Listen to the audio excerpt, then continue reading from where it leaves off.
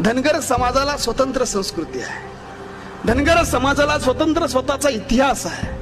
धनगर समाजामध्ये आजही आपण जर बघितलं, ओव्या गाणारी जी लोक आहेत यांचा मुकाबला या जगातला कोणताच म्युझिशियन करू शकत नाही, कोणताच.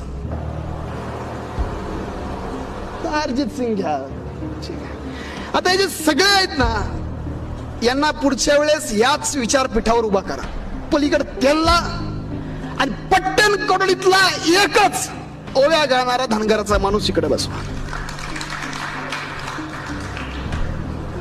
टकले सर, मी एकच म्हणतोय, म्हणजे लय आपल्याला बसवायची गरज नाही.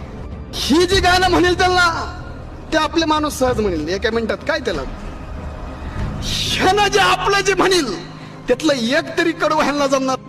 कोल्हापूर जिल्ह्याला हातकणंगले तालुका